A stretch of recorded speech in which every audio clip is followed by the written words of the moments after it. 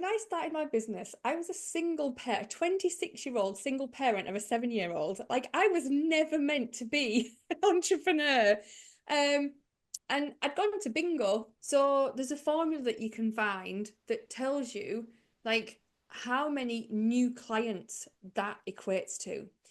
And there's only a couple of numbers in your business that you need to know to actually make that happen. I feel like you should be able to get a price without having to speak to somebody and be sold to. As business owners, we put subscriptions through the business that help us, but actually the next person might not want it.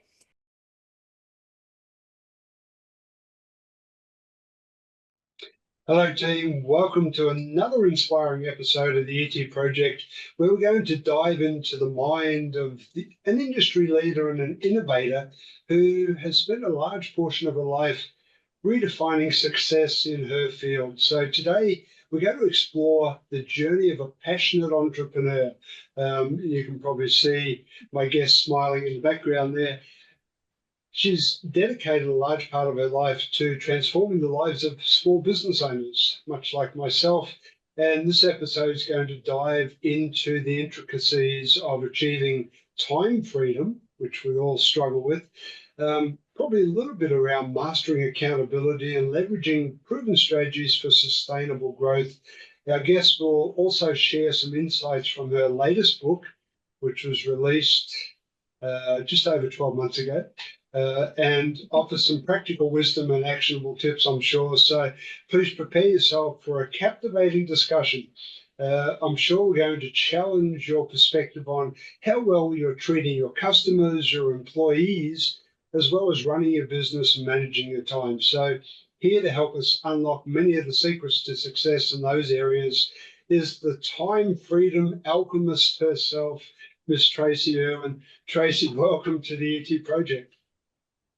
Thank you, Wayne. Can I take you to all my speeches, please, so that you can do that amazing introduction for me when I get on stage? That was great. Thanks. Perfect, perfect. Now, just before we hit record, we're having a little bit of a joke about where you're currently sitting and where you come from. Um, I have to say I'm envious about where you're sitting because it's one of my favorite areas in the world. But where you come from is a little bit cooler. So I wonder if you could sort of introduce where you are and what your background is, what brought you there. Yeah, so I was born in Cumbria, in England, in the Lake District, and I lived there up until 2016. And in 2016, my granddad passed. It wasn't a tragedy. He was 94, but it was one of those switches, one of those moments in your life where you sit and you look. And at the time, anybody else would have said I was happy and successful. I had an Mm. amazing business. We'd outgrown 3 premises. I had an amazing team. I got married. We had a nice house, lovely cars, lovely holidays, but I wasn't happy. And it was just that realization that things needed to change. I was like the first person that went into work. I was the last person that went home. Everything came through me. Mm. So my granddad passed on the 13th of January, just a couple of anniversary, a couple of days ago, in 2016. By the 23rd of December, I had got a divorce. I had processed my entire business. I'd started working from home to give my team the ability to make decisions of what I paid them to do. And with 2 suitcases on my own, I moved to Spain. So I'm in Alicante, well, near Alicante in Spain now, and I've been here for the last 8 years. How's the weather comparison, by the way? So, well, today we've already discussed this, but it's raining. Apparently, we have 12 days of rain, and today is one of them. So, we do need it. It is the time of year. Like our winter is January to March, and the temperatures can drop to about 10 degrees, but don't tend to drop much more than that. So, it goes back nice in the afternoons. What is it back in the UK where you were from? Oh, well, last week it was cooler. I think it's warmed up a little bit now, but I remember last week my mum texted me with her temperature was -3. And I said, Mum, you really don't want me to text you my temperature back. You don't. That would be cruel. So I Yeah. didn't. Well, Spain is one of my favorite locations. At the moment, I'm sitting in Shanghai and the temperature is 3 degrees, so it's a little bit lower Oh, than where you wow. are, but it has been below freezing already in the last couple of days. So I think we're in for maybe some snow if we're lucky. Yeah, maybe. We'll Wow. see how it goes. So, I don't think I'm in for snow here. no.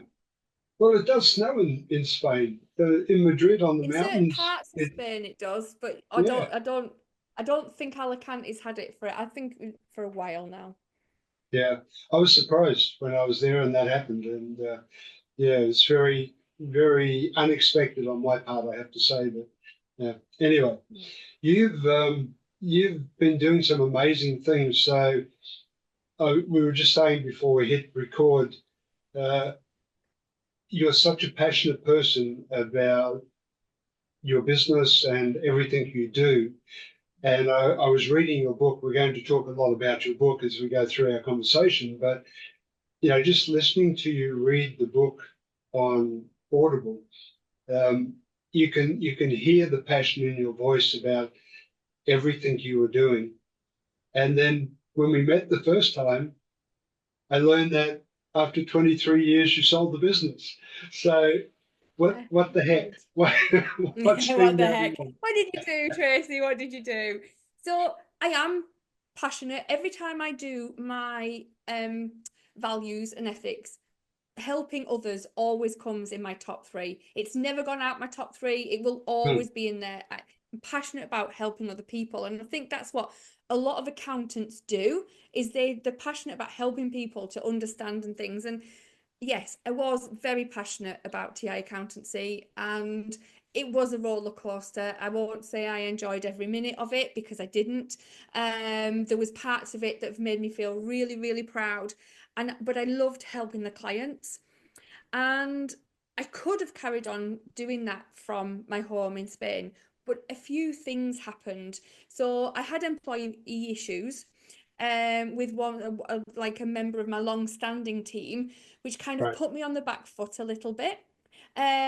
Somebody I thought they were very good at masking things because they would tell me that they tried to mask that they said they shared my value and ethics, but they didn't. They just wanted to be part of this amazing like company. But so when that happened, it kind of put me on the back foot. I felt I'd been a bit too trusting, hmm, which is another lesson to learn.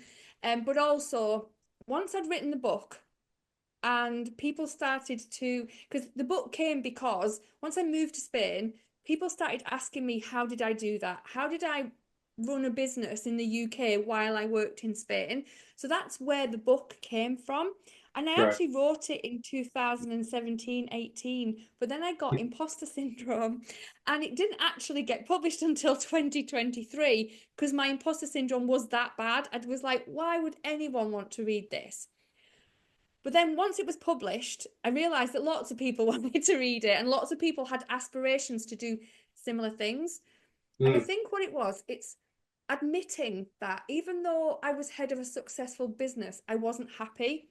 And what I found was a lot of people after reading the book came to me and said, I'm not happy either. Like I need my business to work for me rather than the other way around. And hmm, everyone's happy isn't moving to Spain, by the way, with two suitcases and getting divorced. I get that. But now I've been starting to help other people find their happy. And it was just, as we get older, we grow. So, like, when I started the TI accountancy, I loved bookkeeping. I absolutely adored it. Now hmm, I wouldn't wish to do it again, but not because I didn't enjoy it, because I did. It's just that I've evolved. So I think the book made me evolve to want to help people in a different way. And then there was an announcement in 2024. So there's a huge company in the local town that I've always been. They were my biggest competitor for staff, which seemed crazy because they make submarines, by the way, nothing to do with accountancy. And they announced in January 2024 that they had to employ 3,000 more people in 2 years. And over the 23 years that I'd been in business, I'd lost 17 people to them. By people would come in, they would do their apprenticeship with us, and as soon as they got their accountancy qualification, they would go to this big company who had big infrastructure, were able to pay a lot more for a lot less responsibility. And I tried to make the company as attractive as possible, which made it attractive to those who wanted responsibility and didn't want to work for a big corporate company. But I couldn't keep the ones that didn't. Mm. And when they made the announcement, I just thought, do you know what? It was already been in the back of my mind about wanting to help people with their time freedom. And it just felt like the right time. It wasn't an easy decision, Wayne. It really wasn't. It was probably the hardest decision I've ever actually make. But I felt like it was the right time to do it so that I could help people in other ways rather than just by running an accountancy. I'm sure there's a lot of people listening who are maybe at the moment or even in the past been in a situation they can empathize with exactly what you're saying, being a small business, competing against the large corporations, staff turnover, the higher salary packages. Consulting is very similar with Yeah. that situation. So I'm sure there's a lot of people can really align with what you're saying. Let's go all the way back, if you don't mind, to the beginning of the business. And I'm curious, you mentioned that you love bookkeeping and accounting, but was there a particular trigger that you recall that took you into setting up your own business? When I started my business, I was a single parent, 26-year-old single parent of a 7-year-old. Like I was never meant to be an entrepreneur. Um, and I'd gone to bingo. There's in the front of the book, there's a dedication to one of my great friends who we lost in our 30s. And I'd gone to bingo with her and another friend, and she just got given a job role as an after school club manager. And she could Mm, do everything that the role that was given to her, but she didn't know how to pay people. And at the time, I was an office manager for an electrical contractors up at Sellafield. I was like paying 150 electricians every single week. So she knew I could help her, but I didn't know how to help her. And then the other friend who owned a beauty salon, and she still does, she said, actually, I've been paying my staff cash too because I can't afford to go to an accountant. She said, so if you can help Dee, you can help me. And I was like, okay. So I went to work on the Monday and I was like, um, can I borrow our Sage payroll disc, please, so that I can help my friends pay their team? And my boss went, gosh, you can, and just like gave it to me. And I was like, thanks. Very not the done thing to do because you only had to buy a license, but he let me take it home. And actually, it was a total accident. And that's how TI Accountancy was born. incredible. Sometimes they come out of left field and totally unexpected, right? So yeah, Yeah, and totally. you never look back, I guess. I mean, as you said, there are highs and lows, as there are with every business. And in the book, you highlight a lot of those situations, and we'll go through that in more detail. But I'm now jumping a little bit ahead in my thinking, and if we talk about leadership, and you speak a lot to that, are there some key ingredients to maintaining your dedication and commitment um, to the business while being a leader and looking after employees? Like, do you have anything that jumps to mind about what do you require to be a good leader running a small business, which is time consuming, energy sapping? Um, how do you maintain that dedication and commitment? I think to maintain your passion and your motivation for your business, you have to have the right team in place because I Mm, think it's the wrong people that zap your energy. So if you're like fighting against, like I said before, about ethics and principles and values and things, and the only way for a small business to get the right people is to articulate their values and their vision for the mm, business very well to their team, because Right. it's about communication, and it's about repelling the wrong people to work within your business and have the right ones.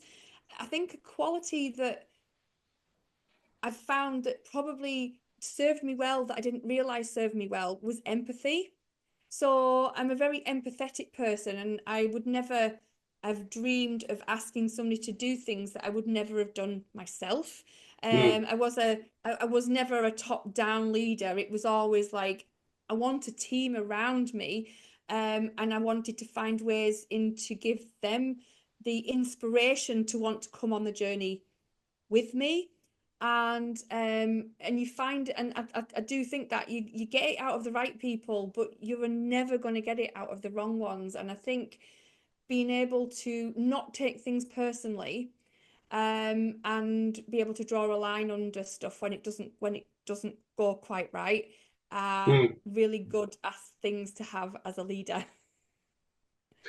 There's always a lot of debate, particularly with leaders in smaller businesses, about family versus drawing a line in the sand and saying,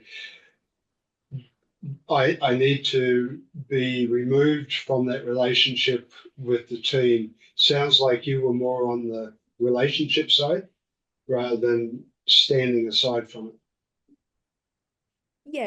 So I didn't, I wanted us to be a team. I never wanted to be like the person who dictates. It's just not in my nature at all. I wanted Yeah. to make them people, those people better. It was part, I mean, one of the biggest things that made me proud over 23 years is where I employed 7 people who, while they worked for me, were able to buy their first home. And Wow. for me, that was something, as a single parent, by the way, when I bought my first home, I knew how that felt for my stability, in my life. So Yeah. actually to be able to facilitate 7 people's first ever mortgages, and I don't think many business owners would think like that. I don't know. It's something that's like, but that it was one of the proudest things for me was every time somebody bought their first home because they suddenly had, the ability to do that. I was like, Yeah. I created something that gave them the ability to do that. That's something to be really, really proud of. Yeah. Yeah. Which is a lot around mindset as well, right? So I guess the whole being able to step back and look at the bigger picture like you're talking about and how that plays back into your thinking around the business and the passion. I can see how it sort of feeds itself. Yeah. I know you talk a lot about mindset. I do. I think a lot of it is mindset. Mindset and accountability are the two things that business owners either make them successful or they really struggle with. And they've got to find ways to change that, or the success isn't going to come. Right. I'm sure we'll talk more about that because mindset is a really fascinating topic for sure. Let's jump into the book. The book's called One, Two, Free, not one, two, three, one, two, free. The ultimate business blueprint to gaining more time freedom without losing your sanity. It's very aptly titled. I have had the opportunity to read the book. It's transformative, I have to say. I'm a little bit older than you, Tracy. I'm a 45-year-old veteran of the corporate world, 42-year entrepreneur. Um, and there were things in the book, many things in the book that are transformative to me in hindsight. So Oh, well, thank you. let's dive into the book. What inspired you to write it? You touched on it a little bit, but maybe we can go back over that. What was Yeah, the real kicker for you to I sit think down and start writing? to start writing, I think a lot of it was the questions. I was getting the same questions asked to me all the time, Right. when I was working with businesses. And even though I was an accountant and I was just helping them with their finances, obviously because of my situation, it gave them the ability to ask me different questions. And yeah, I just kept getting the same questions. And I knew I had this knowledge. I'd already been in business for nearly 20 years at this point, and I was like, can I share that? So I took an August off. I literally took the entire August off when it was really hot over here anyway, because your brain's a little bit frazzled by 2 p.m. in the afternoon over here in August, even with aircon. And I just spoke into a dictator for a lot of it. I just kept telling my stories. I hope it's one of the most practical books you've ever written. I tried to make it as practical as possible so that people Mm, could actually take bits and pieces out of it and implement it into their business. Not all in one go. It wasn't a follow through step by step. It has got blueprints in it, but you don't have to do everything at once. It was always like, this is appropriate for me right now. mm. And I just wanted it to be practical and helpful and to help other people to find their happy, really. I'm going to pull out some pieces out of the book, and we'll touch on each. But one of the threads that weave through the book is that practicality, as well as the fact that you're an accountant. So I say that in a very nice way, uh, because I'll give everybody listening an example. You start talking about goal setting. Now, I've been coaching, training, educating, working as a leader,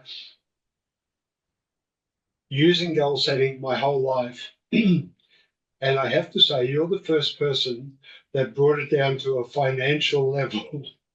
So I wonder if you would mind just explaining your approach to goal setting, and how you bring the financial targets into that raft of setting goals. Yeah, so when I talk to business owners, if we try to talk numbers, quite often it doesn't compute in their brain to what that actually means to them. So there's a formula that you can find that tells you like how many new clients that equates to. And there's only a couple of numbers in your business that you need to know to actually make that happen. But once you know just like how many new clients you need for a business owner, that's a much easier process for them to facilitate. So I talk about in the book when I wanted a Range Rover, and I didn't want to put my prices up. I didn't want to be one of those accountants. And so I just decided I was going to do it on new clients. So I worked out our average client spend. Loads of people tell me, by the way, oh, but mine's so different because I have different like services. I'm like, average is always average. It averages out of the year. I did it 4 years before I totally trusted it. And I was like, it really does average out. And Yeah. I found out our average, and then I worked out how many new clients I needed before I could afford to purchase the car. And then I just turned it into a fun thing. I was like, we got a jigsaw piece on the wall, and every time I got a new client, I coloured it in. And then we'd start to joke saying if it was a small client, it was like, oh, that's the windscreen wiper. Or if it was a big client, and go, there's my wheel of my car. And it just became so much easier because it's tangible. So even though I talk about it is in a monetary purpose, I never actually talk about like pounds and pence or dollars and cents. I talk about number of clients because it's so much easier for the business owner to comprehend that and to be able to achieve it as well because they just know. And especially if you understand your rhythmic acquisition of a client. So if you know that if you needed to say 10 new clients, if you know you need to speak to 20 people to get those 10 clients, you try to get that in your diary. Well, if you're speaking to 20 people, if you know what marketing you need to do to get those 20 appointments in your diary, you've solved a business. Like literally, you can run any business if you just know that little routine and it's Yeah. done. So it's kind of just yeah, making it fun and tangible so that it's achievable. You have a lot of great stories in the book that sort of bring that simplicity to life, and I like that a lot. One of the things you spoke about was you went to a convention, I think, or a trade show, and it turned out being very successful for you, and you had an influx of new clients, which on the surface sounds great. And it is great, of course. But what you hadn't factored in was how you were going to deal with all those new clients and serve them to the level that you were accustomed to or that you wanted to maintain. Could you speak a little bit more to that, if you don't mind? Yeah, of course. So we did a 2-day convention where we knew that the speaker was going to stand up on stage and talk about the importance of knowing your numbers on a regular basis. And TA Accountancy was always a bookkeeping company first and an accountancy second. You know, the year-end accounts are for the government only, just to tell you how much tax to pay. The important bit is the bit in between. It's like knowing your numbers. So we designed our stand everything around this, and yes, we got, I think it was 23 new clients on the day, which doesn't actually sound like a lot, but it was worth £77,000 to us a year. And we hadn't prepared for that. We'd prepared to Hmm. grow the list. That's what we'd prepared to do. We went to the exhibition thinking we would get lots and lots of people on our list, and then we'd be able to sell to them slowly. But Right. that didn't happen. And it was awful because it didn't just affect the new clients, it affected my current clients too. So we got to the Hmm. point where our turnaround time for bookkeeping was 14 days. It'd gone up to being over a month. I was sending out chocolate bars to everyone saying, I'm really sorry we're so behind, because what we hadn't done was thought about processes in enough time. Like, did we need to advertise for somebody? Should we be taking somebody on? Then the processes that by the time I sold the business, the processes that were there weren't online. So not only were the current team doing all the bookkeeping for all these new people and the current people, they were also trying to teach the new person how to do their Hmm. job. And it was just like, and our customer service did slip, which kills me to say, by the way, because I built that entire business on how good my customer service was. But it slipped, and there's people out there now, even now, that would say that they had a bad experience with us, and that kind of kills me inside a little Hmm. bit, because it was my fault. Everything, when you're a business owner, everything is your fault. And yeah, Yeah. it was a tough time, but we got through it. And like like all good leaders, we're always looking for the learning that comes out of those challenges.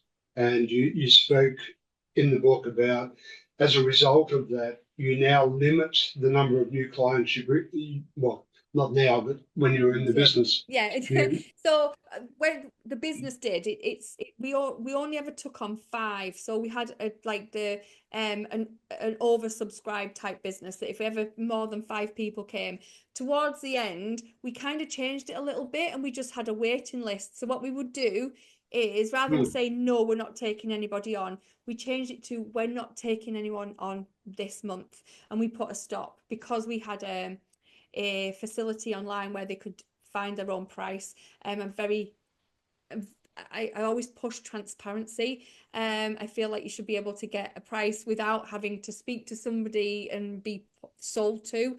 So we got a hmm, thing where we did an automatic proposal, but in the months where we had we'd taken on too many in a month, say if it like gone up to 6 or 7, we would just stop for a month. We literally just put a stop on everything for a month, whilst we brought in everybody, right, apologized and said, we're onboarding people. I hope you feel that, if you can wait till next month, that we would do the same kind of customer service for you.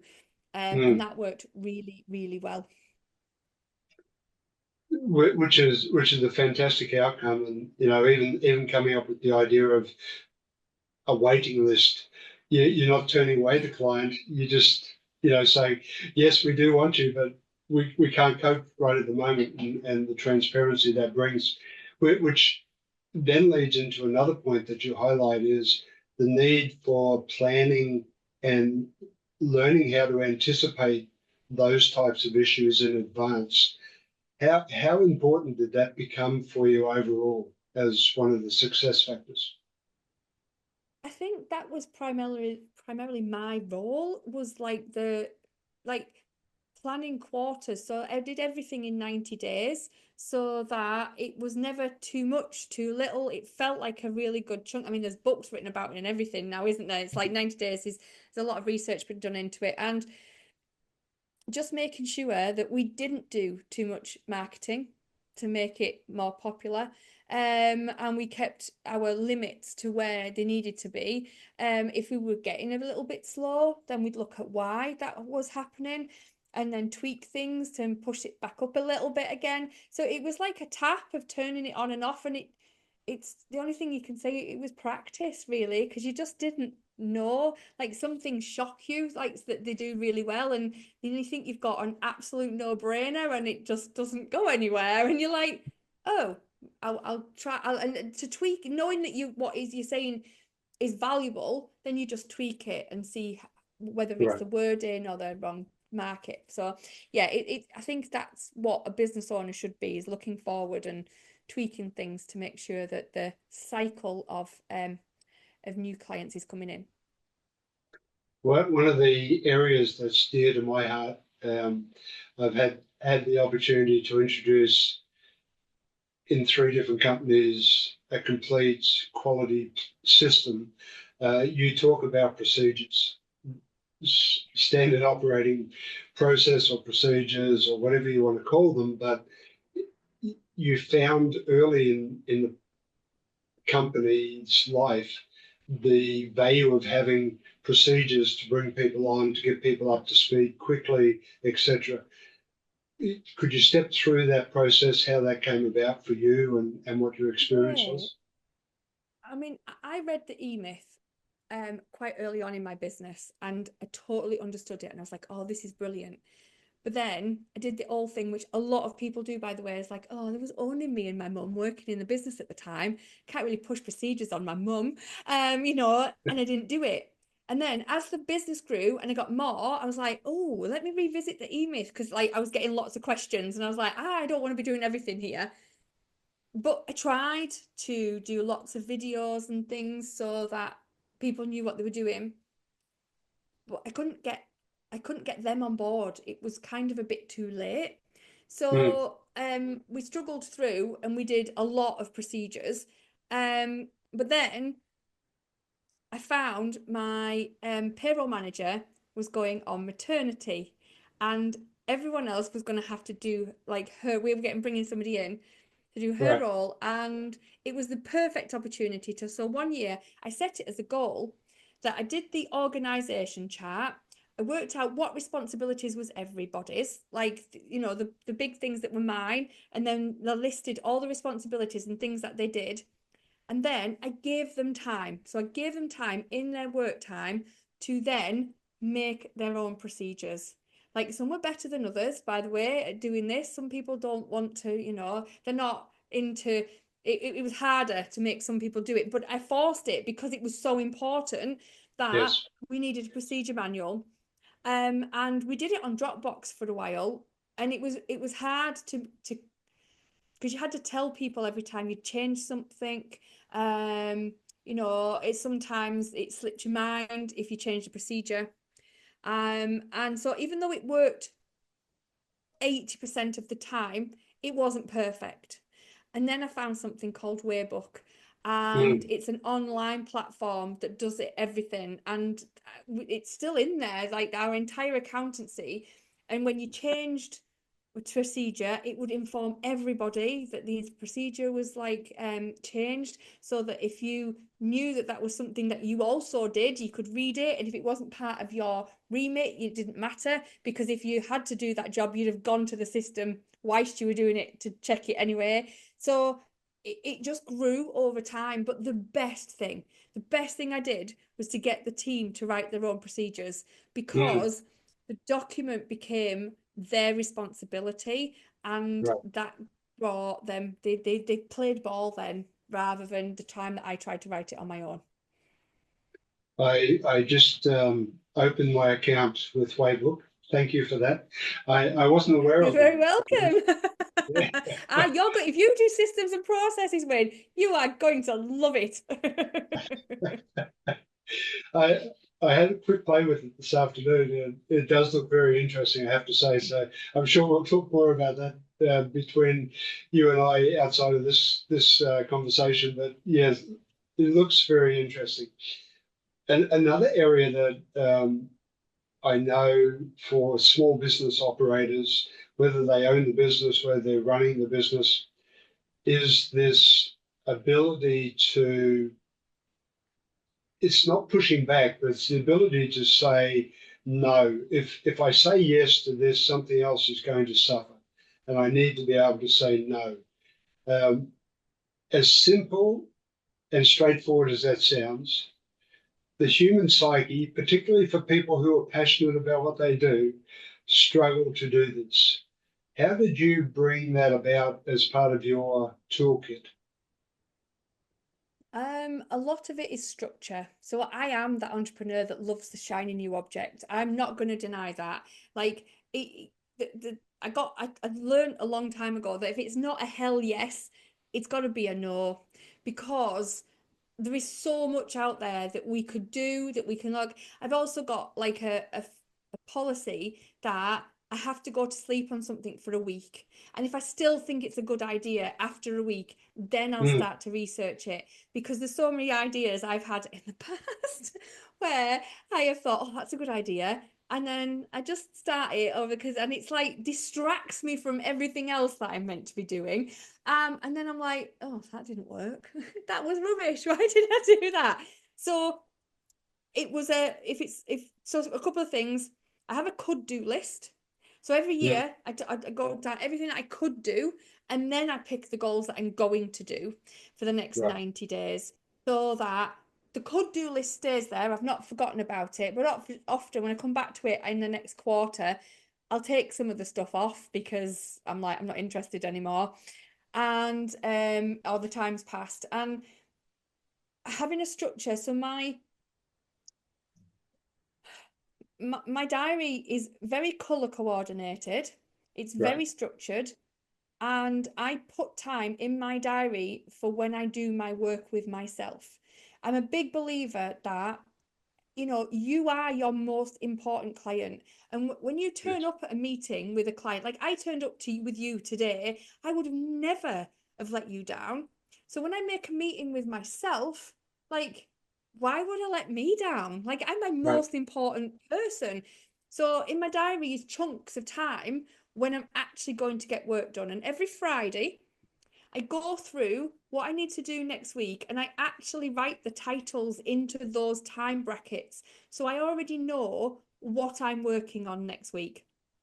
And that as well, the unconscious brain, when we go to sleep, gives me ideas. So because on a Friday I leave, my brain is, I'm walking the dogs, I'm crocheting over the weekend, I'm painting, I'm very, and whilst I'm doing that, the ideas are forming because I already know. And I think that planning and that kind of structure is very necessary for people with really active entrepreneur brains, Mm, because we can get distracted so easily. absolutely true. And even worse these days with technology and the rapid introduction of that new shiny object, right? It's every day Yeah. there's something new on the Yes. market, and it's so easy Yep. to get so distracted. You you you taught me something new. I mentioned at the beginning. You taught me a number of new things. You speak in the book about keeping a separate list of costs for you, the leader, the boss, the director, whatever the role is that you're playing, so that as the owner of the business, you can isolate that cost and you can show the real expenses to the business if you were to take yourself out of that expense. And I love that concept. Um, where did that come from? Like, how did you come up with that idea? Or is that just Oh, so something they that's teach you in I, accounting? I've got a client. I've got a client who I've worked with for well over a decade now, and I act as their financial director. And they were looking into selling their business. And there's two Mm. directors in this business.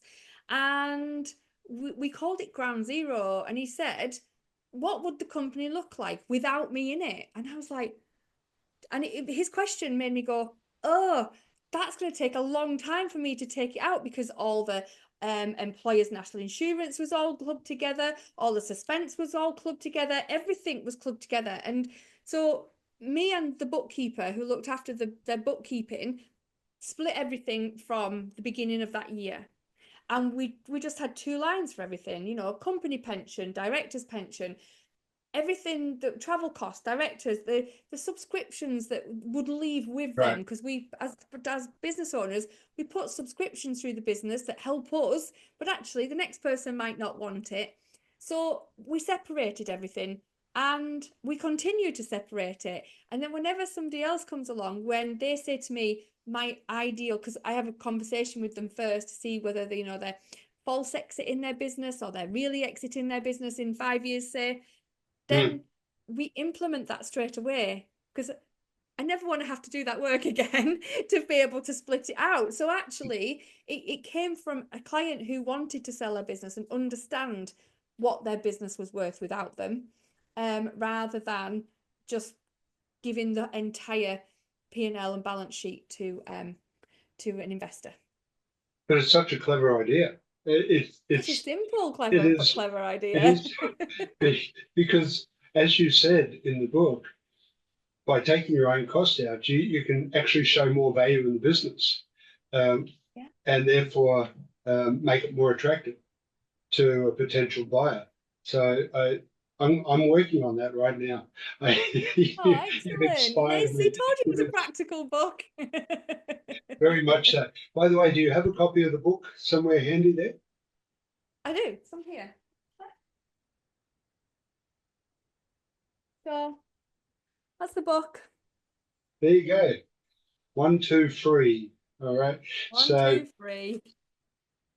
grab a copy for If anyone you who. get it on the website, by the way, you'll get a signed copy rather than if you get it from Amazon. Now you tell me. Okay.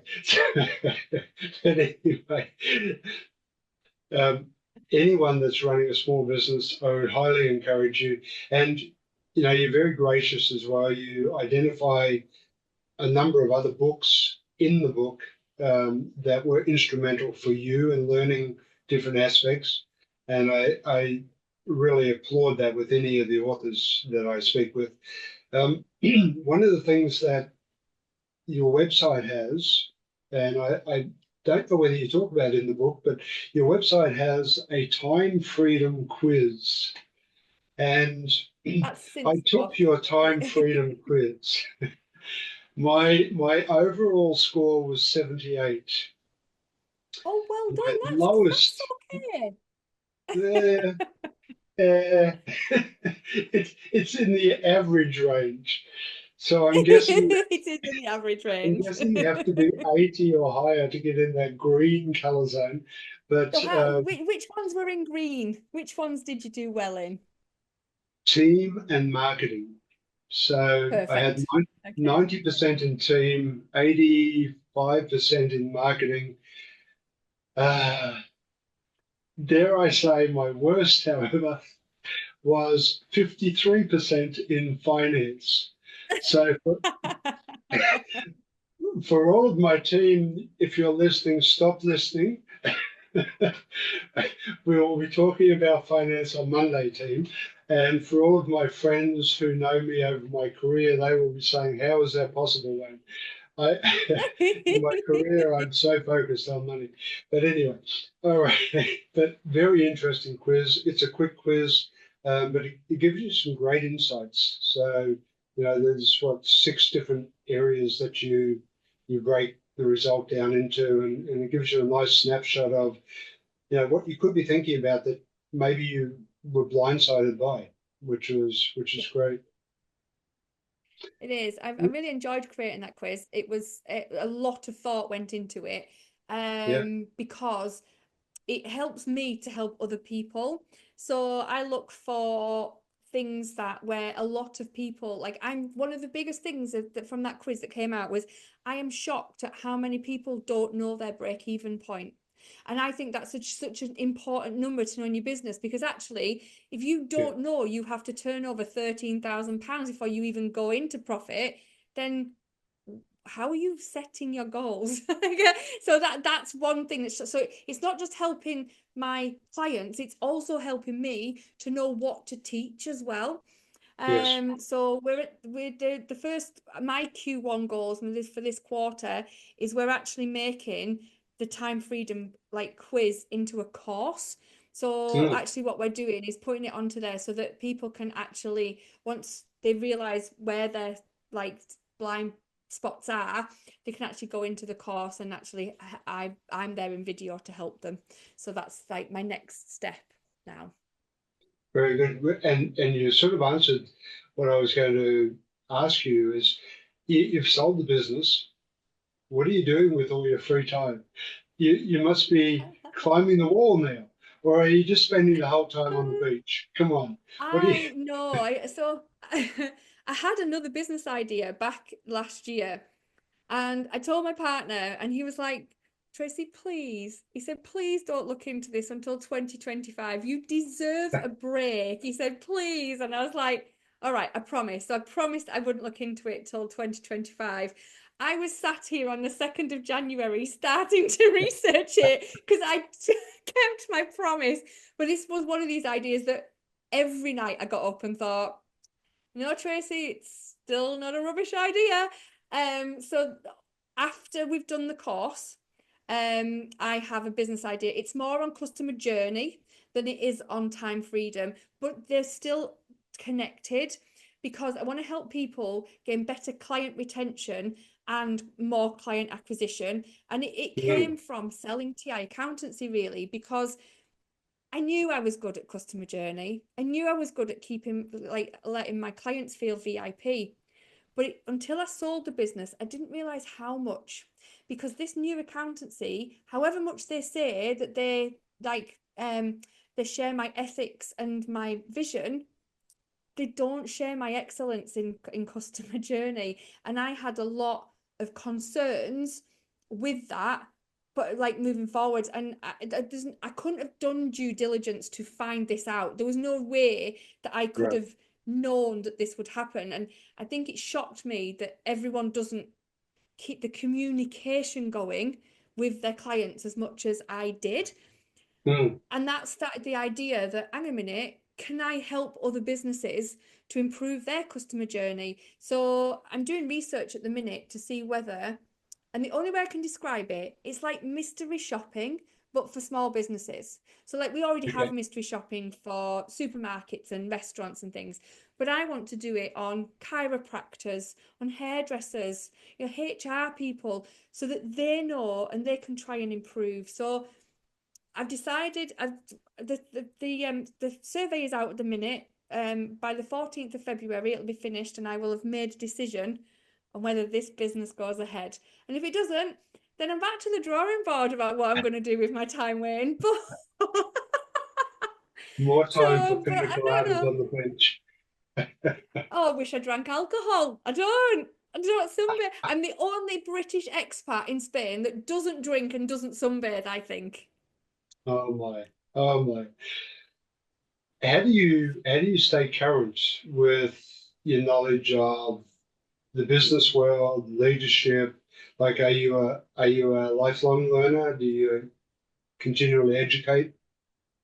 I have a book in my ear and a book on a Kindle all the time. So I read religiously. And I was annoyed on New Year's New Year's Eve. I got annoyed because I had to stay up past midnight purely for my dog because he's very, very scared of fireworks. And I got Right. to bed and I lost my like streak of over 500 days of reading on my Kindle because I didn't get to bed before midnight. And that was my biggest regret. But hey ho. I read constantly. I did my coaching degree in 2023 too, so that I could be a better mentor. It was more to my team originally, but I just fell in love with it, and I was like, oh, I Hmm. could be a better mentor to many more people. I go to conferences. I like go to networking events and meet people. So that's kind of because I get business lonely here in Spain, by the way. So there isn't a lot of networking goes on here. Right. So being part of business groups, which help to teach you things, or just networking groups where I can meet like-minded people, that's kind of where my energy comes back. Because it can be a bit lonely here, which you may find yourself as well, in a situation that you're in too. Yeah, I mean, the podcast is a great source for me, having the opportunity to speak with people like yourself. You know, each week it's really a source that feeds my need as well. So yeah, Yeah. we're coming towards the end of the conversation, which is a shame. But I like to ask the guests, do they have any tips for the listeners? Imagine our listeners being entrepreneurs, leaders. In your case, time freedom tips, small business management tips, any tips Okay. that you would offer? Yeah, a lot. A lot. It's picking which one to say. So I think the calendar thing definitely is book appointments with yourself to be able to get your work done, especially if you've got a team, and tell them that you're busy so that they know you're in a meeting, because you need to do that. Like having that chunk of time to work on your business every single day is so important, or it's just not going to grow.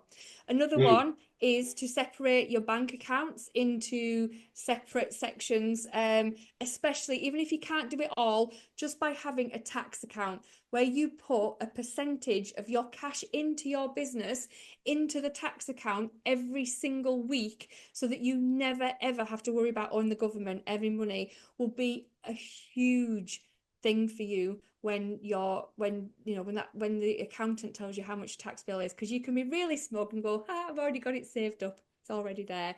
So that's kind of definitely one.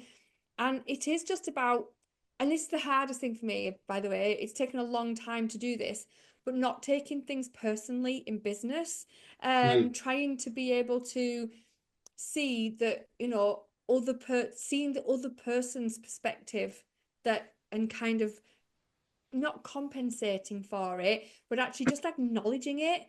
And I've got a great one, as if anything happens to me bad during the day, when I walk out of this office, I draw a line. I physically pretend to draw a line across the door, and I physically step over it. And that whole mindset thing of stepping over it and then leaving it in here means I don't come back into it in the morning. So that's like, there's my three things that's the top of my brain right now. Excellent. Thank you. Thank you for sharing that. You're very welcome. You have such a wealth of knowledge and so much experience and exposure and some great insights. Please, to the listeners, get out and get the book. It will certainly be a wealth of information and resource for you. Where can people connect with you, Tracy, if they'd like to learn more about what you're doing and keep in contact? So my website is tracyirwin.co.uk or timefreedomalchemist.co.uk. They're both linked together. I'm usually on LinkedIn every day, so if anyone wants to find me on LinkedIn, it's Tracy Elaine Irwin, so it's all the same. I've got a green little circle around me, the easy way to find me. It's the same green as the book. Everything's the same green as the book, by the way. So yeah, that's probably the easiest places to find me, and I'd love to be in contact with anybody. I'd love to speak to new people. Well, I wish you all the best with with the 2025 venture. I plan on following the journey myself, and we'll talk more for sure about a number of things. But all the best, and thank you for being on the UT project. Wonderful conversation. No, thank you for having me, Wayne. It's been an absolute pleasure. I've loved it. So what are you waiting for? Hit the subscribe button below and click on the bell icon so I can pop up in your feed occasionally with a great tip for your ultimate growth.